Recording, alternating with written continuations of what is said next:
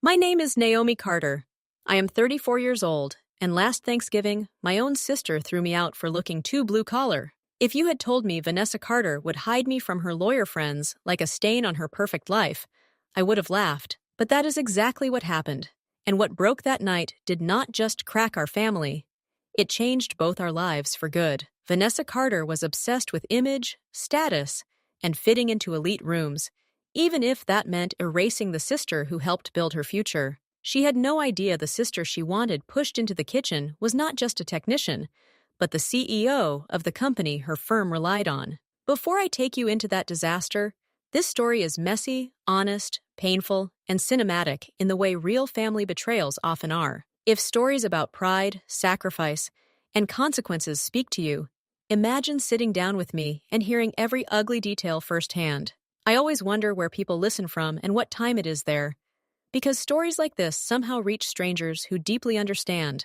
So let me take you back to the Thanksgiving weekend that changed everything, starting 3 days before the holiday even began. The first crack opened on a gray afternoon while I sat in my office reviewing service contracts for 5 new commercial properties. Vanessa Carter called while I was at headquarters, surrounded by glass walls, proposals, and numbers she never would have associated with me. She likely pictured me dusty, sweaty, bent over a boiler in some basement. Instead, I was leading a multi-million-dollar planning review. Her voice came in tight and brittle. "Naomi Carter, about Thursday, we need to talk about the dinner," she said. I leaned back in my chair and asked, "What about dinner could possibly need this much anxiety 3 days before Thanksgiving?" She said some colleagues from her firm were coming.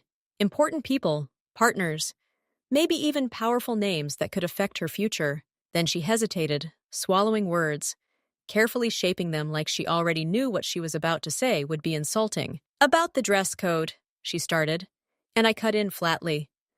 I knew how to dress for Thanksgiving without needing a briefing. She rushed to say it was not exactly that.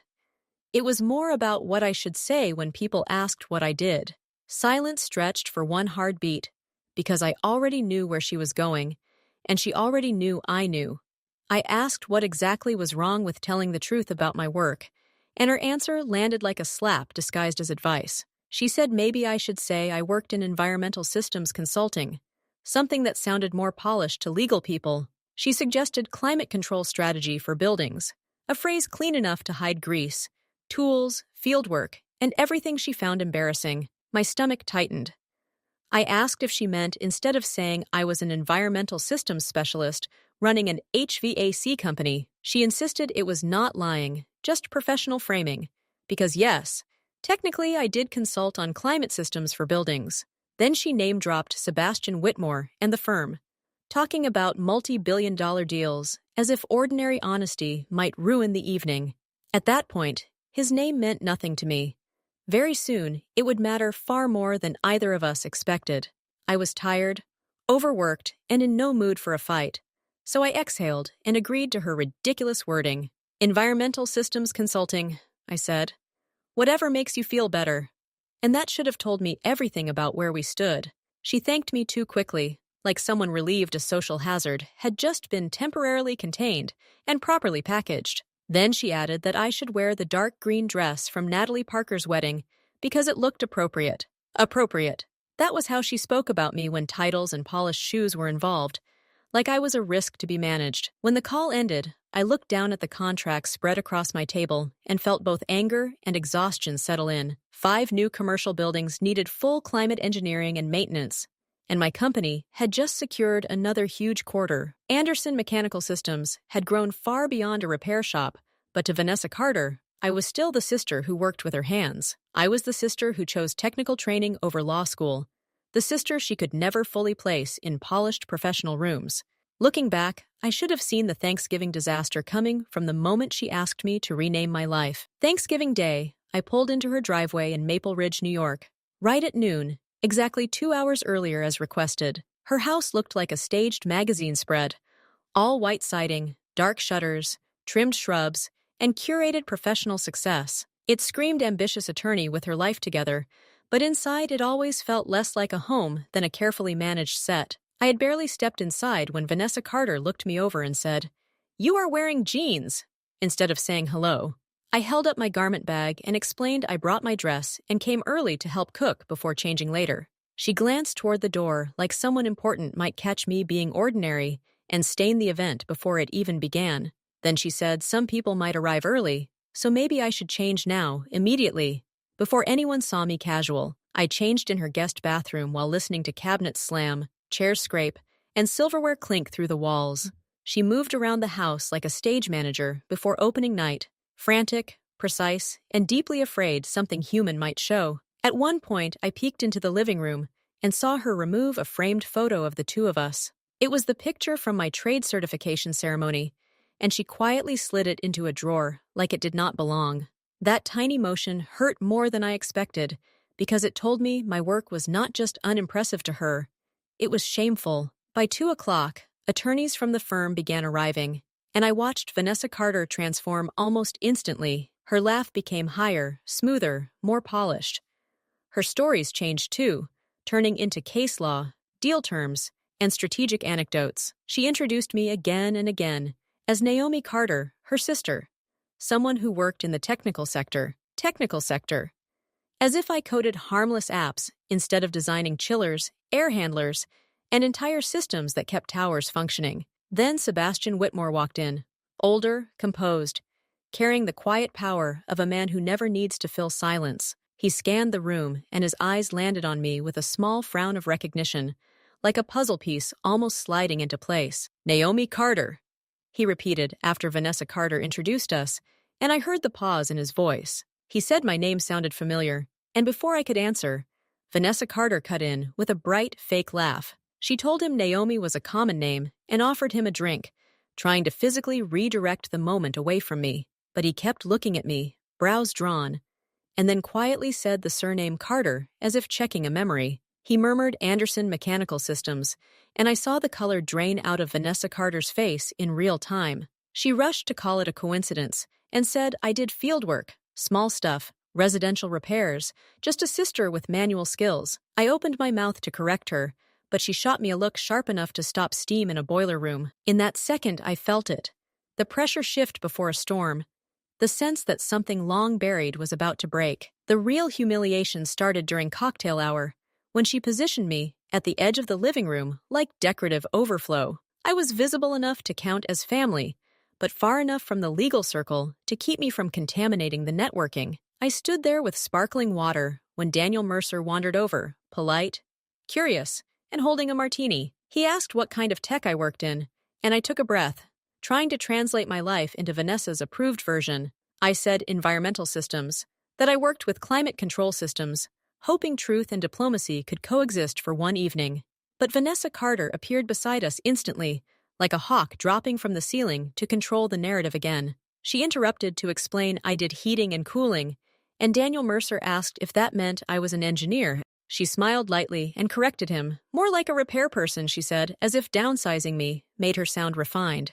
I saw that subtle shift in his expression, the polite distance reserved for service staff, not peers, and I knew it well. He joked that someone had to keep everyone from roasting or freezing, and Vanessa Carter agreed far too brightly. Then she said blue-collar work was essential in that tone people use for well-trained pets and invisible labor. My skin went hot. I tried to say I owned the company, but Vanessa Carter cut in before I could finish. She told Daniel Mercer I like to call my repair jobs a company, calling it sweet, calling me ambitious, shrinking everything. He laughed politely, excused himself, and drifted back toward the real networking cluster at the other end of the room. As he walked away, I watched him lean toward another associate, whisper, glance back at me, and smirk. Then Vanessa Carter's smile dropped the second we were alone, revealing the irritation she had hidden for the room. She hissed, asking what I was doing, and I answered that I was telling the truth, nothing more complicated than that. She snapped that truth did not matter right now. Optics mattered, because people like them would not understand where we came from. I asked carefully whether she meant where she came from, because I was not ashamed of any part of it. Then the words slipped out of her. "Maybe you should be," she said, and for a second we both froze. She backtracked fast, saying she did not mean it, but both of us knew the truth had only arrived too quickly. From the kitchen doorway, Aunt Evelyn Brooks watched us with that calm, sharp gaze I had known since childhood. Vanessa Carter grabbed my arm and pulled me into the kitchen, checking over her shoulder to make sure no guests followed. In a harsh whisper, she said she had worked too hard to get where she was, and this dinner meant everything. She talked about the partner track, about Sebastian Whitmore, about one shot to rise higher, as though my existence endangered it. Then she said she could not have that derailed because I wanted to talk about ducks and refrigerant in front of mergers. I answered evenly that I designed climate systems for major commercial buildings and did not have some little side hustle. She shook her head and begged me to stay in the kitchen and help with food while she told everyone I felt sick. I asked if she truly wanted me hidden in the kitchen on Thanksgiving, and her answer was colder than winter steel. She said she wanted me to be realistic because I did not fit in that room, and everyone already knew it. Each sentence landed like a shove to the chest, but what hurt most was how relieved she seemed that I might agree to. I told her quietly I was not ashamed of what I did, and that was when she finally said what she really felt. "Well, I am," Vanessa Carter said, then covered her mouth too late, because some truths cannot be unspoken once released. She tried to soften it, mumbling about wanting the night perfect, but the damage was already complete and mutual. Then Aunt Evelyn Brooks cut through the tension and told Vanessa Carter her guests were asking for her in the dining room. Vanessa Carter flashed me a strange little smile and rushed out, returning to her polished performance as if nothing had happened. Aunt Evelyn Brooks stayed behind and asked softly how long I planned to let her treat me like this. I said it was only one dinner, but Aunt Evelyn Brooks answered that it had actually been years of dinners. She said my father would be heartbroken, and the image of Robert Carter hit me so hard I had to look away. Standing in that spotless kitchen, I remembered a hospital room from 7 years earlier, and a promise that had ruled my life. The air had smelled like antiseptic and metal, and cancer had already taken almost everything from Robert Carter by then. Vanessa Carter was in her first year of law school, drowning under debt, pressure, and expectations that looked glamorous from afar. My father squeezed my hand weakly and whispered, "Take care of your sister. She is brilliant, but fragile.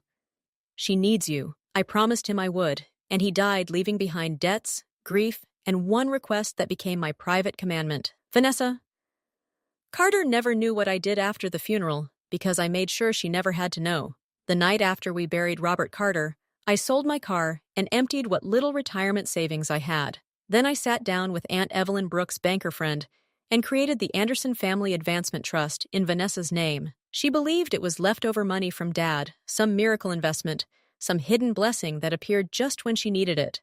For 7 years, $4,200 left my account every month and flowed quietly into her future. Tuition, books, bar prep, apartment deposits, emergency bills, and a car payment when she nearly defaulted. All of it came from me. I took every difficult industrial job I could find, the dangerous ones, the dirty ones, the jobs other crews avoided. I worked chemical plants, asbestos-heavy buildings, labs with impossible cooling loads, and long shifts that stretched into 18-hour days. I built Anderson Mechanical Systems from a tiny crew into a full climate engineering company while keeping her afloat in silence. I did it so Vanessa Carter could stand in rooms like the one outside that kitchen and feel she belonged there. When Aunt Evelyn Brooks said she knew everything, I blinked at her, stunned that the secret had not been mine alone. She reminded me she had helped set up the trust and knew exactly who had carried Vanessa Carter all those years. Then she said Vanessa had no clue her successful sister was the reason 6 figures of student debt never crushed her. I answered that it did not matter, but Aunt Evelyn Brooks quietly said it mattered more than I wanted to admit. She told me Robert Carter asked me to take care of my sister, not let her walk over me forever. From the dining room, I heard Vanessa Carter's rehearsed laugh and Sebastian Whitmore's deeper voice discussing property and real estate. Then Aunt Evelyn Brooks said, sometimes the kindest thing you can do is let consequences finally reach someone. I did not realize then how right she was, or how completely that truth would remake Thanksgiving before the pie was served. I know many people listening have felt judged for work that seems too manual, too ordinary, or not impressive enough on paper. If that wound feels familiar, then you already understand why the next part hit me so hard and changed everything. Dinner was served at 4, and Vanessa Carter had choreographed the seating with the precision of a legal strategy. She placed herself in the center where she could steer every topic and display exactly who she wanted everyone to see. She placed me at the far end near the kitchen door, smiling tightly and saying it was just in case we needed anything. Around the table, conversations swirled through mergers, loopholes, corporate strategy, and the polished language of expensive confidence. Someone mentioned a recent deal involving B-Shore Property Group and a massive mixed-use development, and my ears lifted immediately. That property had crossed my desk recently, but I stayed quiet, eating politely and speaking only when directly addressed. Then, between the main course and dessert, Sebastian Whitmore set down his glass and turned toward me. He said he had been trying to place why my name sounded familiar and tapped his fingers lightly on the table. Then he asked whether Anderson Mechanical Systems was my company, and the entire table fell into stunned silence. I heard Vanessa Carter's fork slip and hit the plate, a tiny metallic crack inside a suddenly frozen room. She started to interrupt, trying to say I worked for a small operation, but Sebastian Whitmore gently cut her off. He said my company had submitted a bid on the B-Shore Tower redevelopment and that his firm represented the client. Every pair of eyes at the table followed his gaze toward me, and I finally answered with the simple truth. Yes, I said. That is my company. And the words sat there like a lit match near dry paper. Daniel Mercer blurted that he thought I did repair work, still trying to fit me into the smaller shape he had been given. I said I did repairs, but also design, installation, and maintenance for major commercial systems with roughly 200 employees. That was when Vanessa Carter stood so abruptly her chair scraped the floor and every conversation inside the house died. She told me to stop, her face flushed red with panic, fury, and the terror of losing control in public. I asked if speaking honestly about my work counted as embarrassing myself, and she answered yes without hesitation. She called my company a little repair shop and said these people knew what real businesses looked like. Then Sebastian Whitmore's eyebrows lifted, and his reply cut through her fantasy with one precise sentence after another. He said my firm had reported roughly $52 million in revenue the year before and led the state independently. He added that Anderson Mechanical Systems was the largest independent commercial climate engineering company in the state. The silence after that felt physical, as if the room itself had stepped back from Vanessa Carter in disbelief.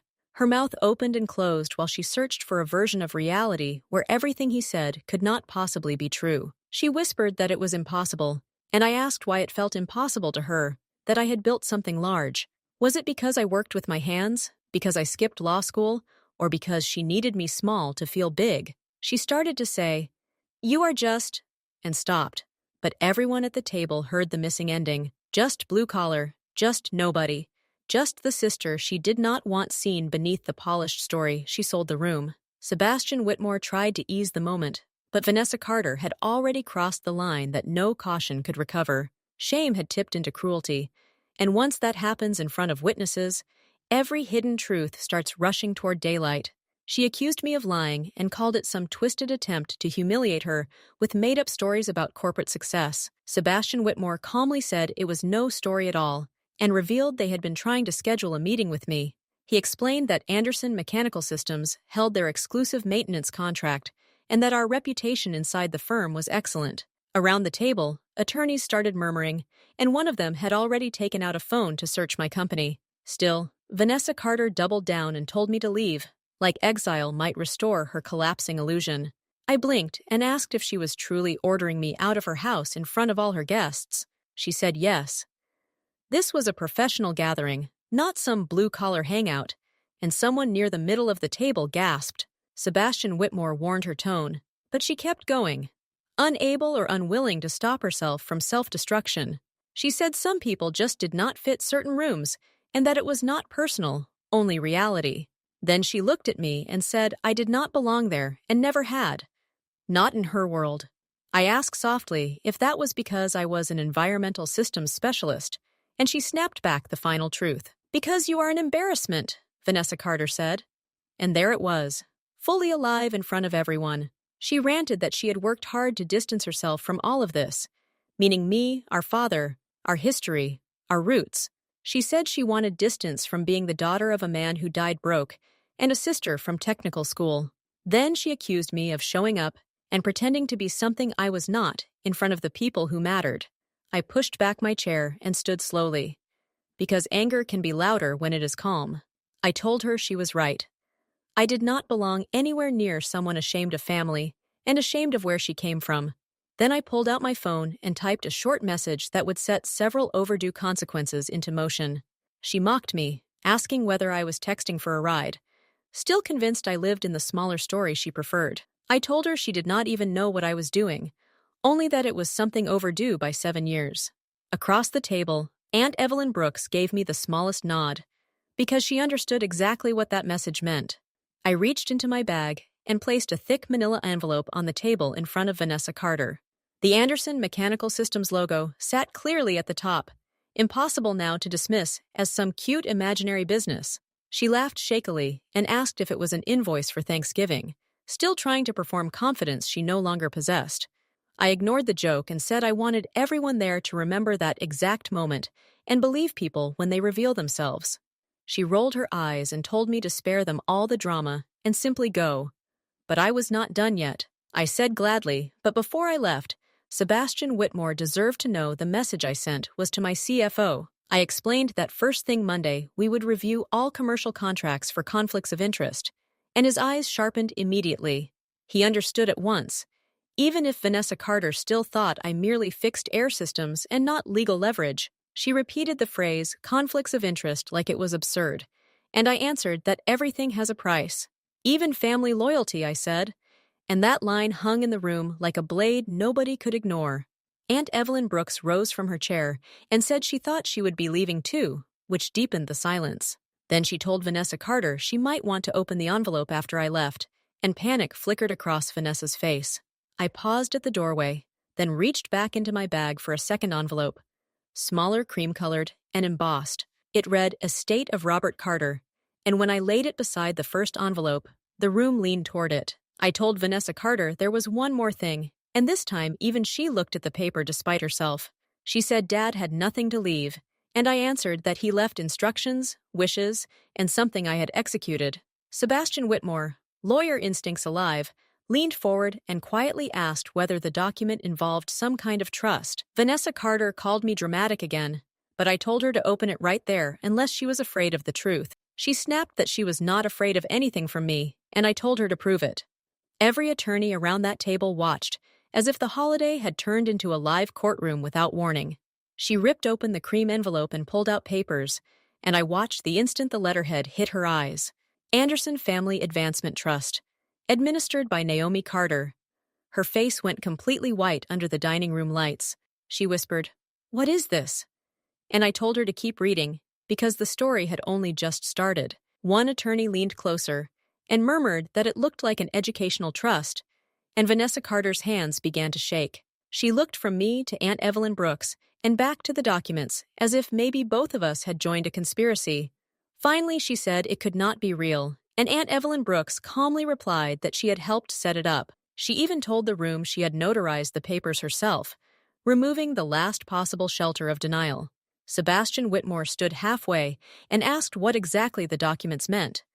But Vanessa Carter could barely answer. She was staring at the truth that her polished education rested on a foundation she had not laid herself. At last she called it fake, a pathetic attempt to humiliate her, but I answered with detail too precise to dismiss. I named every Ridgeview payment, every bar exam fee, every apartment deposit, every emergency rescue that arrived just in time. I reminded her of the loan payment that disappeared, the car bill that got covered, the relief she never questioned. I told her all of it was me for 7 years, and she whispered that I could never have afforded that.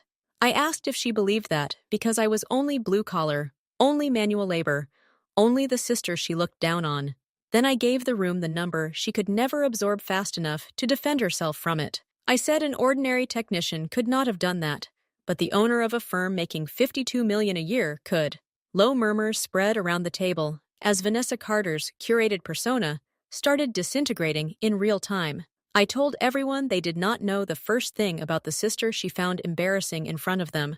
While she was in law school, I was in mechanical rooms at 2 in the morning working dangerous emergency jobs. I crawled through chemical plants, aging factories, and failing labs no one else wanted because hazard pay kept her future alive. I built an entire company from a truck and a toolbox because I had promised Robert Carter I would protect her. She hissed for me to stop, but I had spent too many years swallowing truth to stop now. I said that every month for 7 years, $4,200 left my account and entered her life through the trust. Tuition, rent, bar prep, emergency housing, car payments. She thought fortune loved her when actually I had loved her. She accused me of inventing everything to ruin her, but I answered that she had ruined herself just by speaking honestly tonight. Then I turned to her colleagues and told them she had spent 7 years ashamed of where she came from, ashamed of our father who worked himself sick trying to give us both a chance, ashamed of me for trade school. She wanted the rise, but never wanted to admit what she had climbed on, or whose shoulders steadied the ladder. Then she said something she had also said to me in private, only now there were witnesses to hear it. She snapped that not everyone can work with their mind, and that some people are simply meant for manual labor. Even Sebastian Whitmore visibly recoiled, and I knew then her career was cracking right in front of her own mentors. I told her she was right in one sense. Some people are meant to roll up their sleeves and work. Some are meant to be grateful. Some are meant to remember their roots. But she had chosen none of those things. Suddenly, she screamed for me to get out of her house, and her carefully controlled image finally shattered into raw panic. I said I would leave, but first she should turn to the page labeled Service Agreement Termination Notice in the manila envelope. The words fell over the table like a steel gate slamming down, and every attorney within earshot stiffened. Vanessa Carter tore open the first envelope so hard, papers flew across plates, glasses, and folded napkins. One page slid directly in front of Sebastian Whitmore, and when he picked it up, his face changed sharply. He asked Vanessa Carter whether she even understood what she was looking at, but she was already scanning frantically. Then she read the title aloud in a thinning voice. Anderson Mechanical Systems Exclusive Climate Systems Maintenance Contract, Whitmore, LLP. She stared at the next lines, unable to fit the document to the version of me she had spent years performing.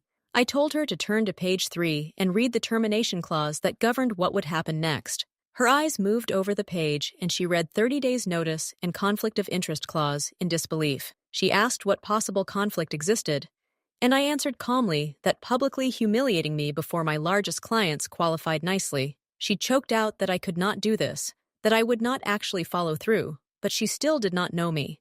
I told her I could, and I was, and that as of Monday, her firm had 30 days to replace us.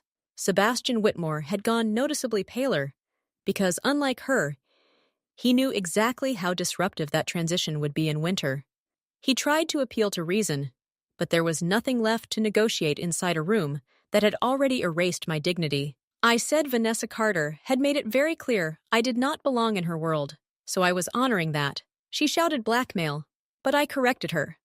No, this was business, something she claimed to understand so well. Then Aunt Evelyn Brooks added one more truth, and the room shifted again, as if the floor itself had moved. She said without my support, Vanessa Carter still owed Ridgeview about $62,000 for her final year. She reminded her that the trust had only been funded through last semester, and the next payment was supposed to come soon. Somehow, Aunt Evelyn Brooks said, she doubted that payment would arrive now, and Vanessa Carter looked suddenly young and lost. She whispered that I could not do this to her career, her reputation, her life, but she still did not understand. I told her she had built her career on my money and her reputation on never mentioning that truth. I picked up my bag and told her she wanted the world to act like I did not exist. Congratulations. For her, I said, I no longer did, and then I turned toward the hallway while the room fell apart behind me. Sebastian Whitmore stood and called after me, in a more personal tone now, trying to stop me before the damage spread further. I kept moving, because betrayal from family does not become easier simply because a powerful man suddenly understands your value. Behind me, chairs scraped, voices overlapped, and the dining room dissolved into shock, blame, apology, and professional panic. By the time I stepped into the foyer, the whole house sounded less like Thanksgiving and more like a collapsing merger. Sebastian Whitmore followed me and asked me to wait, saying Vanessa Carter was struggling to process everything that had just happened. I turned and looked at him under the warm hallway light while cold air leaked through the open front door. He asked if I truly owned Anderson Mechanical Systems, as if part of him still needed to hear it directly again. I told him I had owned it for 8 years and listed buildings we maintained, including Beeshore, Redwood, and his headquarters. He shook his head almost in disbelief and admitted they had been trying for months to expand their agreement with us. He said operations considered us the only vendor that never made excuses, then added that apparently my sister was ashamed of me. He tried to soften it by saying she was young, but then corrected himself with more honesty than diplomacy. Apparently, he said, she was also very foolish, and I appreciated that he at least was no longer pretending. From the dining room, I heard Vanessa Carter shouting that there had to be some law against what I was doing. Under his breath, Sebastian Whitmore answered that there was indeed a law involved. It was called contract law. Then he said he hoped I might reconsider, not for Vanessa Carter, but for everyone else at the firm uninvolved in this. I told him they had 30 days in December to find another company willing to assume complex systems on emergency timing. He winced because we both knew how difficult that would be, especially with winter loads and old infrastructure involved. I answered that sitting through dinner while my sister called my life embarrassing had also been difficult. He nodded slowly and said he understood, but the house behind him was already swelling with the consequences of her choices. Then Vanessa Carter appeared in the hallway, mascara streaked, eyes wide, followed by colleagues who now looked like witnesses. She asked if we could talk, and I answered that now she wanted a conversation after ordering me out. She said she had not meant any of it, and that the pressure of the night had broken her judgment. I asked if she meant the pressure of law school quietly paid for by someone she considered embarrassing. She pleaded that everyone made mistakes, that she was stressed, and that I did not understand what the night meant to her. I told her it was not just tonight. It was years of acting too good for the people who carried her. Tonight, I said, was only the first time she did it where enough important people could finally see. She whispered that she was sorry and that I was all she had left. But grief cannot restore respect once contempt is spoken. I told her I had been all she had left, and she traded me for approval from people who now knew her character. I opened the front door and cold November air poured inside, clean and brutal in the best possible way. I wished her a happy Thanksgiving and told her good luck explaining the missing payment to Ridgeview when it failed to arrive. Then I paused, looked back at the people clustered in her foyer, and decided the entire truth deserved witnesses too. I asked if they wanted the full truth, then said I would tell them about Robert Carter's 2 daughters. Vanessa Carter begged me not to, but Sebastian Whitmore lifted a hand and told her to let me speak. I told them our father had been an environmental technician, a man who fixed whatever broke and wore himself out doing it. He had worked sometimes 3 jobs at once, and when he died, Vanessa Carter was buried in law school debt. She had been on the edge of dropping out, so I did what I could because promises still mattered to me. I told them I sold my car, drained my savings, and worked 18-hour days in hazard pay mechanical spaces to fund her future. Then I opened my banking app and showed the line of transfers flowing month after month into the trust. I said the total came to $360,000 from me, into the trust, and then into her life. At that, Vanessa Carter slid down the wall and sobbed on the foyer floor while the room stared at her in silence. I asked them gently how she had repaid me for those 7 years of sacrifice, secrecy, and labor. By hiding me, I said, by turning me into a joke, by removing our photo because I did not fit her image. Chloe Mercer softly asked why I would do all of that for someone capable of treating me this way. I answered because family is supposed to mean something, because promises matter, and because I kept hoping understanding would come. I told them I believed success was measured by character, not title, and that maybe one day she would understand that. Then Sebastian Whitmore turned to Vanessa Carter with a face gone cold and asked if everything I said was true. She could barely nod, but that nod was enough to finish what pride had started and truth had exposed. He told her she had not merely embarrassed herself, she had displayed a serious lack of integrity and gratitude. He reminded her that his firm valued character and that what she had shown them that night would absolutely matter. Her head snapped up and she asked what he meant, still trying to salvage the career she thought she had protected. He told her performance review was next month, and that tonight would be a factor, which was devastatingly clear. I pulled out one more document and told her it was a cessation of support notice, notarized and effective immediately. Her hands trembled as she read and whispered that I was truly cutting her off after everything that had happened. I said I was setting boundaries with someone who never valued what I gave and only noticed me when consequences arrived. I explained she would lose more than extra money. The apartment, the Audi, the polished life all leaned on support she ignored. Sebastian Whitmore skimmed the notice and murmured that it was legally sound, very clear, and impossible to misunderstand. I told him I had not built a multi-million-dollar company by being sloppy, especially not where contracts and obligations were concerned. Vanessa Carter dragged herself up and pleaded again, saying she was truly sorry and meant every word. I answered that she was sorry because consequences had found her. Real remorse and fear of loss are not the same. I signed the termination notice with a steady hand and handed it back to her while everyone watched the line being crossed. I told her the trust that funded her education was terminated, the service agreement ended in 30 days, and our relationship was over. She cried that I could not abandon her, but I said I was not abandoning anyone. I was finally stepping aside. I said she would now stand on her own feet without using my shoulders as a step and denying I was ever there. Someone whispered the whole thing was brutal, but Aunt Evelyn Brooks answered quietly that it was actually justice. She reminded them I had supported my sister for years, while my sister looked down on me and hid the truth. Then Sebastian Whitmore added that without Anderson Mechanical Systems, the office might shut down during the transition. He said the disruption could cost millions in lost billable hours, and the partners would not be pleased. Vanessa Carter went even paler, but I told her none of that was my problem anymore. I said I was sure she could craft an impressive legal argument for why humiliating the CEO of a critical vendor was strategic. Then I stepped into the cold, and the air hit my skin like a reset after years of being minimized. By the time I reached my car, a silver Grand Touring sedan she had never even noticed, the house behind me was unraveling. Doors slammed, engines started, gravel crunched, and her perfect networking dinner dissolved before dessert had even mattered. Then Sebastian Whitmore jogged out into the night and asked for just one more minute before I left.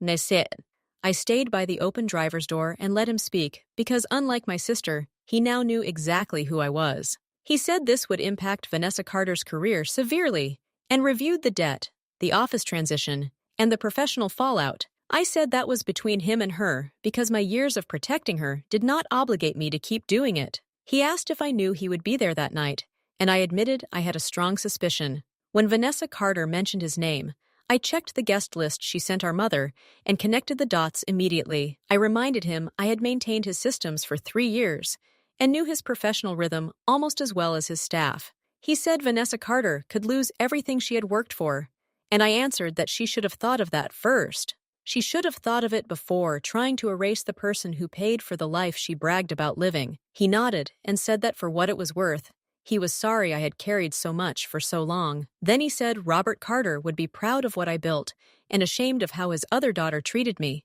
I thanked him quietly, and he raised the B Shore Tower contract, asking to discuss it directly with me now. I handed him my real card, the one that clearly read CEO, Anderson Mechanical Systems, with nothing hidden or softened. I told him to call my office Monday, and we would schedule a formal meeting without intermediaries and without confusion.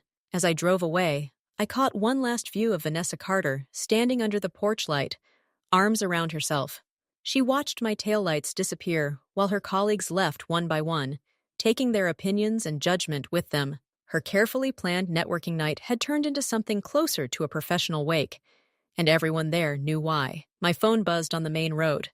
My CFO texted that the termination notice for the firm was being drafted for Monday. Another text came from Aunt Evelyn Brooks, saying my father would be proud and that I had kept my promise long enough. She told me it was finally time to let go, and deep down, I knew she was right. 7 years of sacrifice, of being minimized, of quietly funding someone who flinched at being associated with me, was over. I thought the story might settle after that night, but the aftershocks were only just beginning to spread. The Monday after Thanksgiving, my CFO hand-delivered the service agreement termination notice to the firm's downtown office at 9 sharp. By noon, senior partners were already in crisis mode, trying to replace critical winter climate support on impossible timing. Competitors were either fully booked or charging triple for emergency transitions because taking over a complex system is not simple. Swapping vendors midstream on a high-rise climate system is surgery, not a routine handoff. And everyone in the field knows that. On Tuesday, Vanessa Carter was called into a closed-door meeting, and the tone there was nothing like Thanksgiving charm. Later, Aunt Evelyn Brooks told me Sebastian Whitmore had reassigned her away from corporate deals and prestige work. She got sent to compliance record reviews in a cramped basement section, the kind of place brand-new attorneys often start. According to Aunt Evelyn Brooks, Vanessa Carter cried, and blamed me for the demotion and public fallout. When she did, Sebastian Whitmore reportedly told her she ruined her own life the moment she decided she was above others. On Wednesday, Ridgeview's financial office called about the outstanding $62,000 still owed for her final year. Without the next trust payment, she had 48 hours to secure emergency funding or risk transcript and degree complications. By Thursday, the story had started traveling quietly through legal circles, first without names, then with enough detail to identify her. People repeated a version about the associate who mocked her blue-collar sister, only to learn that sister was a millionaire CEO. By Friday, the rumor was no rumor. Everyone knew exactly which associate at which firm had imploded her own Thanksgiving. That day, I received a 20-paragraph email from Vanessa Carter, packed with apologies, excuses, and frantic pleas to talk. She wrote please over and over, promised she could make it right, and tried to explain the pressure she had been under. I did not respond, because some silences are the first honest boundary after years of one-sided giving. The following Monday, the firm had to close its main office for 3 full days during the chaotic systems transition. Clients complained, schedules slipped, cases were delayed, and billable hours vanished, while another contractor struggled to stabilize operations. Inside the firm, everyone knew exactly which Thanksgiving dinner had kicked off that expensive professional chain reaction. Soon after, Vanessa Carter was encouraged to consider opportunities elsewhere, which is the polite corporate way of ending a future. 3 weeks later, she accepted a position at a small firm in Riverton, New York, far from Maple Ridge prestige. The salary was about half, the commute was twice as long, and none of the glamour she worshipped survived the move. The polished apartment in Maple Ridge was gone, the Audi A7 went back, and some designer suits turned up on resale apps. While her life contracted, mine accelerated in the exact way years of hidden effort had finally earned. The Bayshore Tower redevelopment moved forward, and the final contract came in at roughly $68 million over 5 years. Sebastian Whitmore's recommendation opened doors at 3 more commercial complexes that wanted reliability more than polished image. Redwood Commerce Center extended their agreement, and our hiring ramp increased as projects stacked faster than we expected. Anderson Mechanical Systems grew toward 300 employees, and every new hire felt like proof that dignity scales too. When Marcus Hayes heard the full story, he stared at me and said I had given an ungrateful girl $360,000. He had been my first technician years earlier, long before the company had polish, offices, or executive titles attached. He shook his head and said anyone ashamed of me had no idea what real worth looked like in a person. Sophie Bennett was less sentimental and more blunt. She said she hoped Vanessa Carter enjoyed the subway. Then she added that she probably still thought she was too good for public transit, and that made all of us laugh. Support also came from unexpected corners, including former classmates of Vanessa Carter, who now ran teams at other firms. 3 of them reached out to say anyone who built what I built while supporting a sibling like that showed real character. One wrote that character, like mine, was exactly what they wanted in long-term vendors and strategic partners. The family fallout moved even faster than the business one, because relatives spread truth faster than any formal announcement could. Soon everyone knew Vanessa Carter's law degree had Anderson Mechanical Systems written invisibly across the bottom. They also knew she had never publicly thanked the person who paid for that degree and the life around it. Our mother, now retired in Arizona, called me and asked if everything Aunt Evelyn Brooks was saying was true. I told her yes, all of it, and I expected disbelief, but what came through the phone sounded more like grief. She asked if I had truly paid for Vanessa Carter's entire education, and I answered with one simple explanation. I told her I had made a promise to Dad, and for a long moment, all she did was breathe. Then she said she was coming up because Vanessa Carter needed to hear some things from her directly. Later, I heard that conversation lasted 2 full hours and was legendary among the relatives who learned pieces of it. Our mother, usually gentle, told Vanessa Carter exactly what humility, gratitude, and respect should have looked like. She finished by saying she was ashamed not of my job, but of how her younger daughter had treated me. Even our cousins who, Vanessa Carter, had quietly judged for ordinary work had no sympathy left to offer her. Ethan Collins, who ran a plumbing business much like our father once had, posted a line that spread quickly online. He wrote that money does not create class, and that Vanessa Carter proved a law degree cannot supply it either. The post was shared and liked hundreds of times by family, friends, and neighbors who recognized the truth inside the sting. Of course, Vanessa Carter tried damage control online, offering a sanitized version that painted me as jealous and vindictive. She claimed I had ambushed her in front of her bosses and weaponized private family history to punish her. Then Aunt Evelyn Brooks posted screenshots of the trust transfers, every payment, date, and amount lined up in order. The narrative shifted almost instantly because numbers with proof are hard to spin when gratitude has already failed publicly. Inside Anderson Mechanical Systems, my team stood behind me like a wall built from loyalty and earned respect. Marcus Hayes said anyone looking down on the people who keep buildings livable could freeze for all he cared. Sophie Bennett dryly added that sweating was also acceptable, depending on which system failed first, and morale got louder. 6 months after Thanksgiving, life felt entirely different, as if one brutal holiday had cracked open a better future. We landed major hospital contracts, expanded crews again, and moved into an even stronger position in the regional market. A business magazine ran a feature about the blue-collar CEO who built an empire without being ashamed of grease. I gave an interview at my favorite cafe speaking about work, family, boundaries, and why hands-on labor deserves pride. Meanwhile, I heard Vanessa Carter was still grinding away at the small Riverton firm with little glamour and less mercy. Her salary barely covered bills, and the loan burden that became heavy once my invisible support disappeared from under her life. She had moved into a cramped studio in a building serviced by one of my competitors, which felt almost poetic. Sometimes I wondered whether she thought of me when the old unit rattled at night and no one came quietly to save her.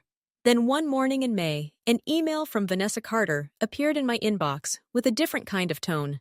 She wrote that she had spent 6 months in therapy trying to understand the person she had become that Thanksgiving night. She said the answer was ugly. She had been so desperate not to seem lesser that she became less than human. She admitted she had been cruel not only that night, but in all the small choices leading up to it. She said this apology was not about escaping consequences, because she was still living inside the consequences every day.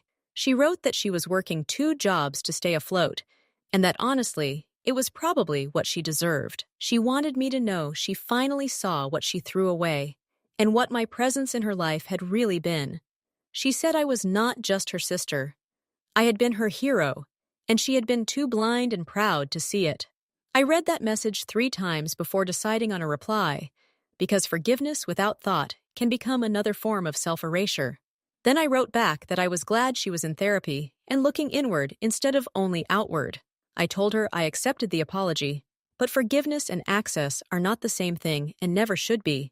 I said if she was serious about changing, she needed to prove it to herself, not perform it for me. She needed to work those jobs, pay those loans, and learn what building a life feels like without a hidden safety net. Maybe one day, I wrote, when she truly respected where she came from, we could meet for coffee, but I made it clear that day was not today, because wounds may close before trust ever grows back. Vanessa Carter replied that she meant every word, and I believed she probably did.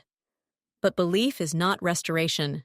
Respect, once destroyed by contempt, has to be rebuilt from bare ground and over time, not through a single emotional email. That Thanksgiving remade me in ways I still continue to understand as the years move forward. It taught me that setting boundaries with family is not cruelty. Sometimes it is the only way to survive with dignity. It taught me that loving someone does not require financing their disrespect or protecting them from every earned consequence. It taught me that a promise to care for someone does not mean becoming the floor they stand on while denying you exist. I finally understood that the promise I made Robert Carter always had an expiration date hidden inside it. That date arrived the moment his other daughter became ashamed of her own roots and of the people who shaped them. Today, Anderson Mechanical Systems employs around 350 people from backgrounds that look a lot like mine once did. Many were told their work would never count as real success because it came with tools, dirt, noise, and long hours. I make sure every one of them hears the truth clearly from someone who built a life doing that exact work. There is dignity in honest labor. There is honor in fixing what is broken and keeping people safe and comfortable. There is intelligence in technical skill, leadership in hard decisions, and pride in hands that know how to build. As for Vanessa Carter, the last I heard, she was still in Riverton, still working, still paying, still learning. Maybe she will rebuild herself into someone better. Maybe she will not. Either way, it no longer belongs to me. Responsibility ends where repeated disrespect begins. And that is a lesson I wish I had learned years earlier. The most important truth in all of this is simple enough to fit in one sentence and heavy enough to change lives. Never be ashamed of honest work. Never let titles define your worth. And never forget the ground that raised you. Forgetting where you came from does not make you sophisticated. It only hollows you out from the inside. Hollow people can shine for a while under the right lights, but they eventually collapse under the weight of their emptiness. If you need proof, you can simply look at what happened to Vanessa Carter the night she rejected her own family. Thank you for listening to this story, especially if some piece of it touched a bruise you have carried quietly for years. If you have ever had to cut off someone who benefited from your love but never valued your sacrifice, you understand. And if you are still learning to protect your own dignity, let this be the reminder I wish someone gave me sooner. Your worth is not in your title, not in polished rooms, not in whether elite people know how to pronounce your field. Your worth is in your character, your labor, your honesty, and the way you treat the hands that helped raise you. My final advice is this: respect honest workers, honor your roots, and never mistake silent sacrifice for weakness. If someone keeps taking your strength while shaming your life, set the boundary before your soul learns to live small for them. 1.